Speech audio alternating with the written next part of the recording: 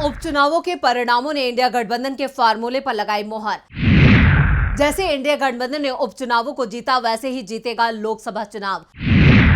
अगले साल मार्च में देश में हो जाएगा लोकसभा चुनाव की तारीखों का ऐलान।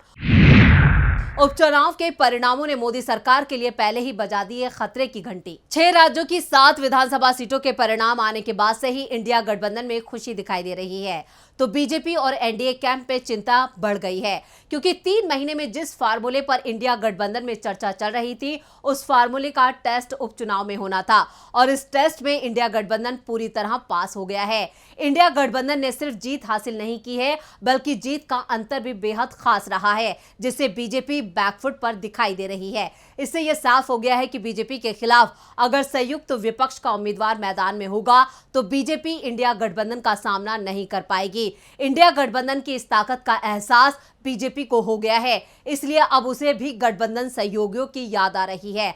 बीजेपी अब उन दलों के दरवाजे पर भी जा रही है जिनके साथ उसने आज तक कभी भी मिलकर चुनाव नहीं लड़ा था।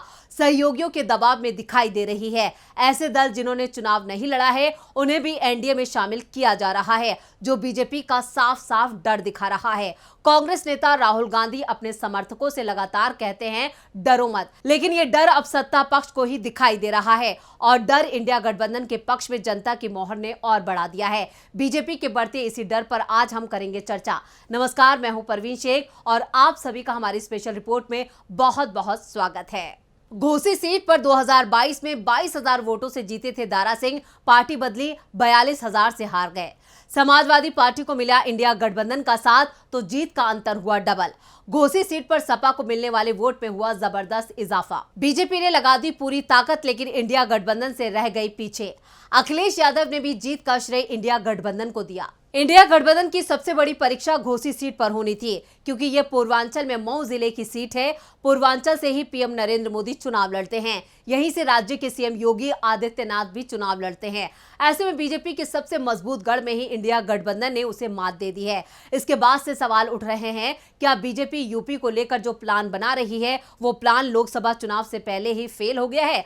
बीजेपी ने 2024 में राज्य की सभी 80 सीट जीतने का प्लान बनाया है, लेकिन जिस तरह से इंडिया गठबंधन के आगे बीजेपी ने हार मानी है, उससे 25 सीट मिलना भी मुश्किल दिखाई दे रहा है।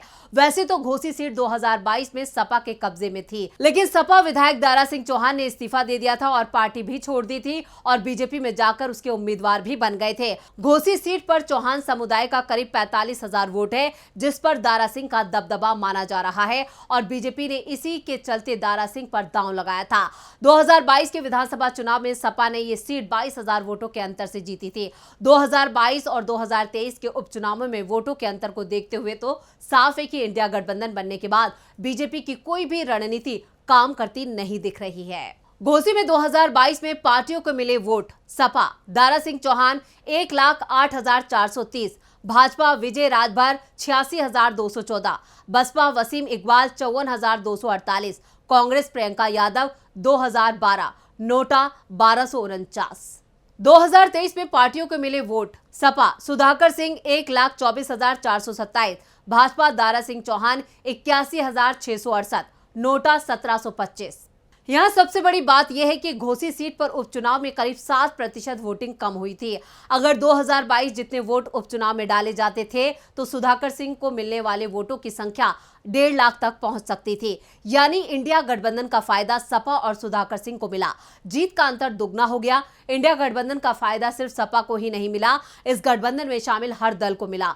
कांग्रेस को उत्तराखंड में इसका फायदा मिला, लेकिन पार्टी करीबी मुकाबले में उत्तराखंड की बागेश्वर सीट हार गई। अगर 2022 के विधानसभा चुनाव और 2023 के उपचुनाव के नतीजे देखें तो साफ है कि अगर प्रशासनिक मशीनरी का फायदा बीजेपी को नहीं मिला होता तो यहां का चुनाव परिणाम कांग्रेस के पक्ष में आता, क्योंकि यहां इंडिया की ताकत कांग्रेस को मिली थी।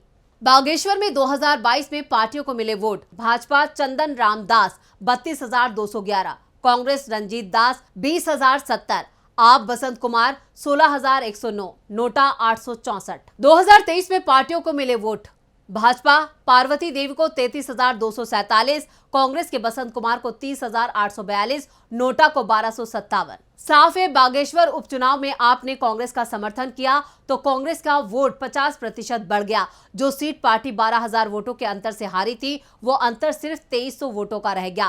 कांग्रेस नेताओं का दावा था कि पूरे चुनाव में प्रशासन सत्ताधारी दल के इशारे पर काम करता रहा।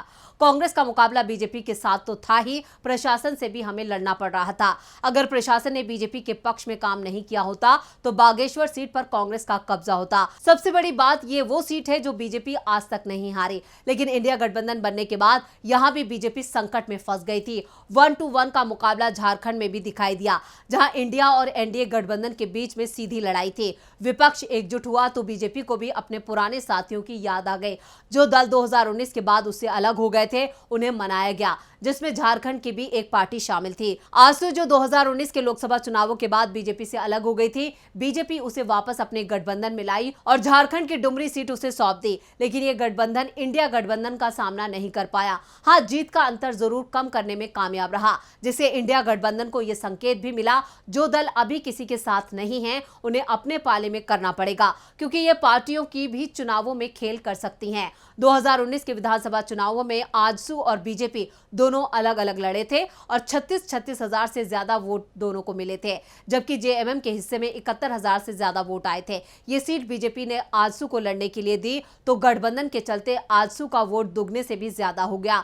आजसू को 83,000 वोट मिले तो इंडिया गठबंधन के चलते जेएमएम को भी फायदा हुआ और जेएमएम को 1 लाख से ज्यादा वोट मिला और उसका उम्मीदवार 17,000 वोटों से जीत गया। अगर जेएमएम को इंडिया गठबंधन का साथ नहीं मिलता तो ये सीट एनडीए गठबंधन के हाथ में चली जाती। कांग्रेस की ओर से त्रिपुरा में भी बीजेपी विरोधी दलों को एकजुट करने की कोशिश की गई। राज्य में बड़ी क्षेत्रीय ताकत बनकर उभरी टिपरा मोथा को इंडिया गठबंधन में शामिल करने की कोशिश की गई, लेकिन मोथा इंडिया गठबंधन में शामिल नहीं हुआ। पार्टी के नेता प्रद्युत विक्रम माणिक्य देव वर्मा ने इंडिया और एनडीए दोनों से दूरी बनाकर रखी। टिपरा मोथा का साथ विपक्षी गठबंधन को नहीं मिला, जिस कारण से त्रिपुरा में बीजेपी आसानी से जीत हासिल करने में कामयाब हो गई। अगर यहां भी विपक्षी दल एकजुट होते तो बीजेपी के लिए त्रिपुरा में जीत हासिल करना मुश्किल हो जाता।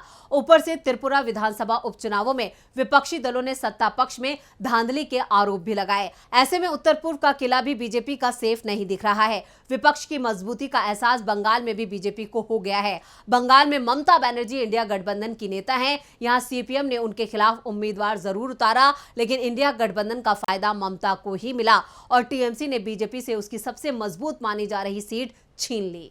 उपचुनावों के परिणामों ने बीजेपी की हार को दे दिया है बड़ा संकेत। विपक्ष एकजुट रहा तो लोकसभा चुनाव के बाद केंद्र से मोदी सरकार की विदाई तय।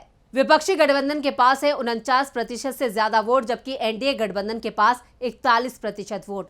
चुनावों के करीब आने पर एनडीए और इंडिया गठबंधन के बीच वोटों का फासला पहुंच सकता है 2 अंकों में। बीजेपी की नींद उड़ी हुई है, उसे समझ में नहीं आ रहा कि इंडिया गठबंधन का क्या तोड़ निकाला जाए, क्योंकि जो भी तरीका अपनाया वो फेल साबित हुआ। इंडिया गठबंधन बनने के बाद बीजेपी लगातार कमजोर होती दिखाई दे रही है, तो इंडिया में लगातार नए दल एंट्री करते नजर आ रहे हैं। अब बस सीट बंटवारे के फार्मूले को सुलझाना है, उसके बाद बीजेपी के खिलाफ विपक्ष के एक उम्मीदवार दिए जाने का रास्ता पूरी तरह से साफ हो जाएगा।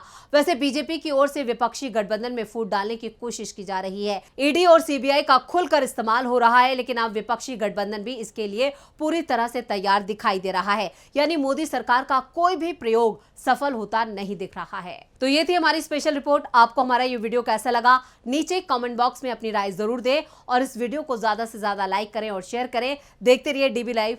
नमस्कार।